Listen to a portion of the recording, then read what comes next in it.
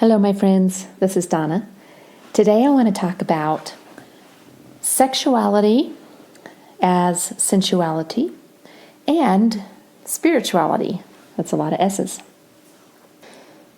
These are two core energy lines that we humans operate along. You could say the two energy lines that stabilize us, our consciousness here in this earth realm, this earth dimension. So even though we are a spirit projecting from another realm, we came here to experience this dimension that offers us the human experience, yeah? We are spirituality incarnated into sexuality or sensuality. So just to recap some of the stuff that we've talked about in other episodes, expanded on a lot more, is you and I are a spirit, part of a whole soul that incarnates a human body. And we know that our human consciousness has a counterpart in our unconscious or our subconscious. We also know that we operate from some blending of ego, heart, mind, 5 physical senses, various metaphysical senses, programming from our environment, belief systems we've chosen, emotions we experience, and thoughts, of course, that run like an unceasing commentary about all of this, and which kickstart everything that we create as well. So we incarnated into a dual system here, a system that explores duality and polarity to its nth degree. Most of our physical forms express male or female, but our personality and our inner expressions are varying ratios of both masculine and feminine energies, which are really just descriptors that we've assigned to various energetic traits. Beneath that, there is this core energy of each of us, these two, you could say primordial, meaning fundamental or original energetic lines that we are, and that tether us here in this dimension. And they are spirituality and sexuality, which we're going to think of sexuality here under the broader umbrella of sensuality, because that's what it was supposed to be, actually. Going beyond our engendered body and broadening in our physicality beyond just the sex act. So we're going to kind of refer to sexuality as a broader term of sensuality, and I'll talk a little bit more about that. Another way to say this: the two primal energies that we as humans express and operate as and organize around are senses and spirit. Our modern cultures are very much organized around these two thematic energies, but more in the form of God or religion, sort of substituting for spirituality, and then money, sex, or relationship substituting for sensuality. The younger souls here seem to be much more about sex and money, while the older souls are more about power, but through sex and money, right? And it's all really just a small part, which we kind of use as a substitute for the full experience of our sensuality. But all of that revolves around and comes from these two fundamental stabilizers or tethers, these two things that we are, which is a soul and a human. Infinite and temporary. You could say shadow and divinity. The energy flow of soul is, of course, spirituality. The energy flow of human is sensuality, which includes sexuality. One, you could say, comes from above or within. The other comes from below or without. So how can we explore or broaden these two core energies intentionally to live our fullest and best human experience? Well, hopefully you'll get some ideas from this discussion today. As above, so below, is a phrase that encapsulates spirituality quite well. It tells us that there is this reflection of realms that are coherent in some way, that our human reality is somehow a reflection of something else, something larger. Above generally just means in higher, broader, or more advanced realities. So spirituality means being connected to or reaching into the spirit realms. Science calls it non-physical reality. The metaphysical realms are simply other vibrational frequencies that host dimensions beyond the ones we inhabit.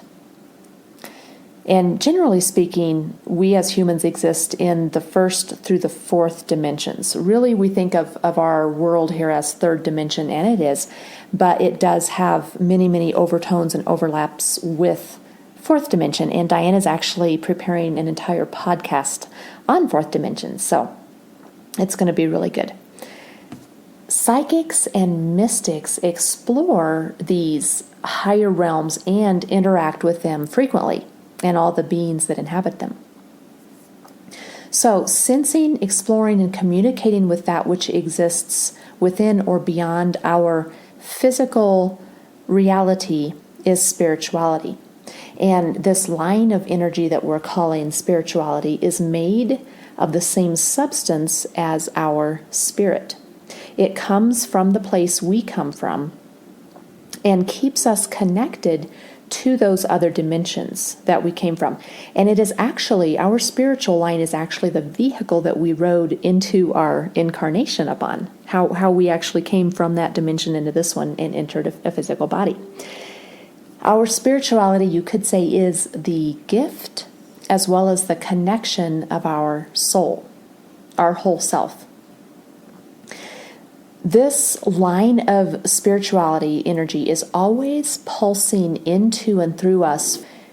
Now, we can restrict it or even cut ourselves off from it, which we all do in certain ways or at certain times.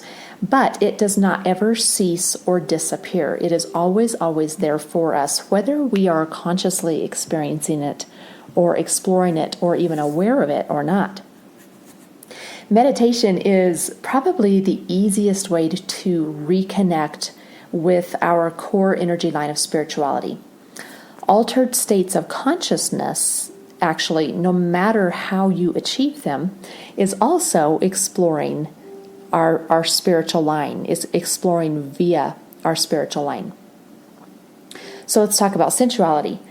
Awareness or presence actually encapsulates our sensuality as well as our sexuality quite well.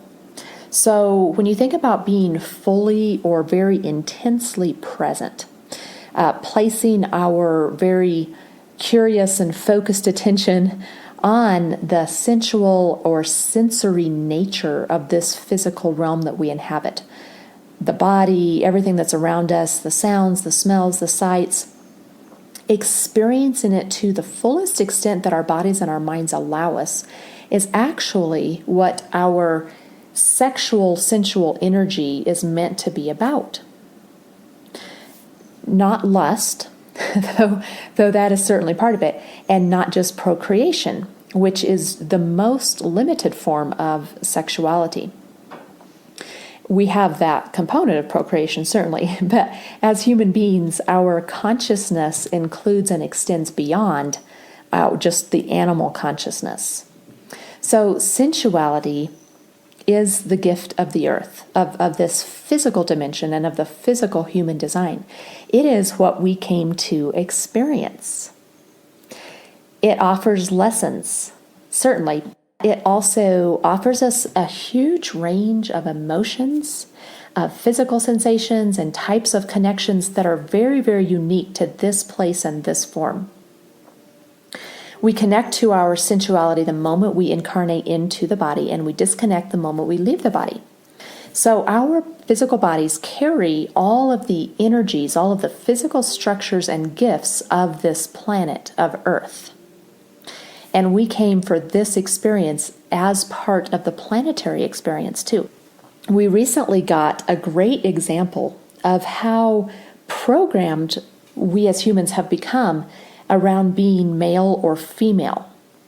A client's higher self said recently, when talking about this subject, look at animals and look at how they're not expected to act a certain way or have certain personality traits or do certain jobs to fit in with being male or female.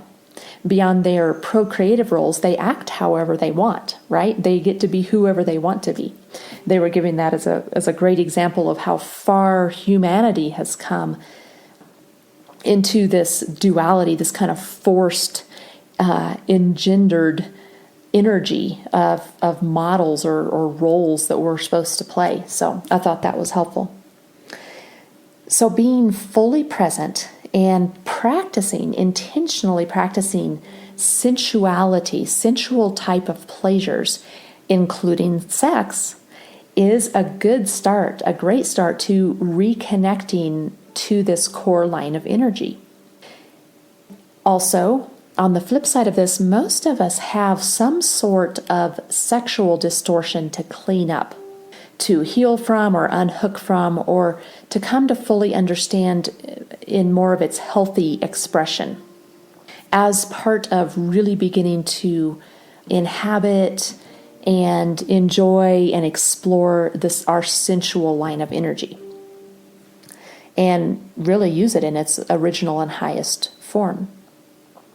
So do you see how these two core energy lines, one coming from above that runs down through our bodies, down through the center of our bodies, hitting all of our chakras, the other coming up from the earth center below and running up through us, hitting all of our chakras, the two intertwining and providing equal support to offer us the full human experience? Do you see how they are the perfect blending of earth and sky?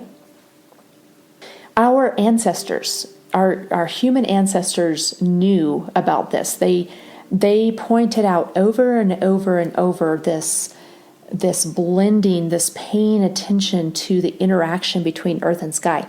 Every sacred monument that still exists today, built by quite mysterious peoples in much debated ancient times, they're all oriented to draw attention to the heavens and our interaction with them, their influence on us.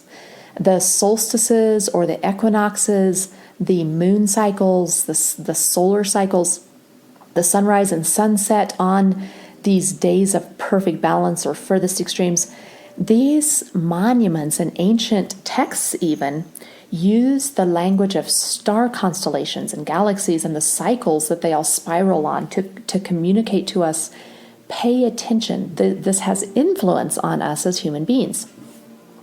And of course, we know the movements and arrangements of heavenly bodies do create personality energies that very much inform and affect our human bodies and minds. These ancestors are literally shouting to us through their sacred monuments, as above, so below. Pay attention to this marriage and interaction of earth and sky. The one reflects and informs the other. The secret of humanity is in both. Now, great damage has been done to us, to human beings, both individually and collectively, by warping our spiritual beliefs and by the abuse of sexuality and therefore sensuality. Replacing our inherent spirituality, our inner spiritual wisdom and nature with religion, which would be a spiritual nature and wisdom that comes from outside of us, has trained us that it's just normal to be disconnected from this vital energy that we brought in, this God energy that we are. And then, of course, all the rampant violence and the painful abuses of our vulnerable, sensual, sexual bodies has made us pretty wary or even turned us against the fierce and gorgeous sexual, sensual nature that being human offers. Now, abuse can't destroy this energy, but it can twist it until it is constricted or even scary and begins to look like something else entirely. Religion was really a double whammy because it embedded lies about who and what we are as human beings, where we come from, where we return to, why we are here. And religion also embedded lies about our sexual nature and our sensuality, where that comes from, what it's for, and how we should use it. The truth has been right here within us all along, but we were taught to ignore this subtle and innate wisdom, and we were told a much brasher and harsher story by the lovers of power and control. We've all been programmed from birth, really, to conform to a different system than the natural human one. And we were even convinced that this natural human system, these two original energy lines, were or are evil. So I can't tell you the best way for you to clear out and heal and reclaim your own inner truths, or how best to open up the flow of these two core lines of energy, because I can't possibly know what's best for you. But you know, the path is inside of you in your own spirituality line. The path is inside of you as you connect sensually and physically and humanly to all that is outside of you in our crazy and magnificent world. I can share what has helped me reclaim my truths and begin to live in this abundant flow of earth energies and sky energies that helps suspend my soul here in this experience. Things that have helped me integrate all of the lessons and the beauty of this realm as I understand it both from above and from below. So meditation came first. You hear me talk about this all the time. That's because it is just vitally important. Meditation is what first began to reconnect me slowly and deeply with my own inner spirituality, with this core line. And then came the healing. Healing from religious abuse, from sexual abuse, the unlearning of what I was taught that it is to be human, of what is good and what is evil. I had to unlearn all of that, where I came from and why I came. The stories I was told were not anything close to the truth. So as my spirituality taught me more and more of the bigger picture, of the as above picture, and as I healed from the abuses and the misunderstandings of my culture today, as well as the traumas of humanity throughout many lifetimes, I began to reconnect with my sensuality, including my sexuality.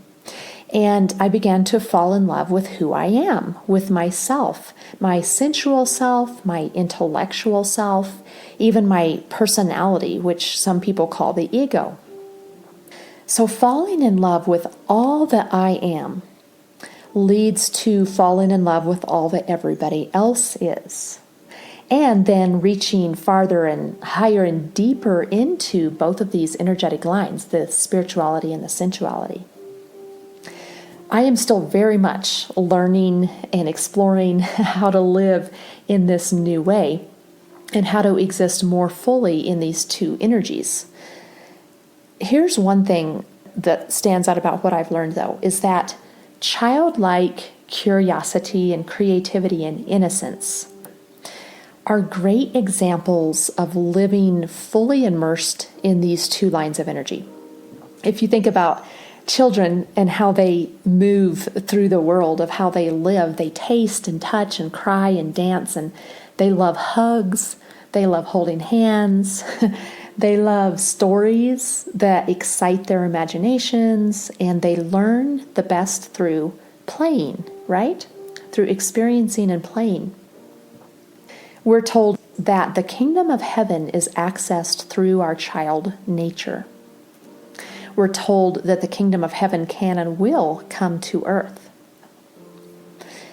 So perhaps the core energy that comprises the kingdom of heaven is the same energies that support each one of us individually, our spirituality and our sensuality. In closing, you and I are divine beings who came here to experience the absolute holiness of being human. We cannot find the holiness of humanity without wading through the unholiness of humanity as well. It's not just our spirituality that's sacred, it is also our physical, bruised, emotional, dancing, love-making human self. I have some additional resources today for you, but first I want to say that this particular blending of information came directly from just my own lived experiences and Diana's. We have conversations about this all the time, sexuality or sensuality and spirituality. And then from the wisdom that has been given to us in our QHHT, BQH, and surrogate sessions whenever the subject of sexuality or spirituality came up. So I don't have anything directly addressing this particular blending of topics, but the following things I'm going to give to you are ways that you can further explore the influence of our spirituality on our physical human reality. So the first one is a podcast on Mind Body Green titled Deepak Chopra on Love, Death, and Mindful Awareness. It is such a wonderful, wonderful podcast. I highly encourage you to listen to that. I've listened to it multiple times. On YouTube, there is also an audiobook by Deepak Chopra, which he reads. So it's a good over 4 hours in length audio book titled The 7 Spiritual Laws of Success. And then Greg Braden's books, The Divine Matrix and Human by Design, are both wonderful and address a lot of this. Also, something I'm currently reading, it's a book called Mind to Matter by Dawson Church. I am loving it, and it actually hits on some of these topics. It has some of the most up-to-date scientific research and data that gives practical ways to use our spiritual energy via the mind to affect our sensual energy or our body and life circumstances. All right, that is all I have for you today. Remember to check out the Atlantis book series that my sister Diana and I co-wrote. It is called the Golden Age series by author D.D. Adair, and it is available on Amazon and most other online book stores.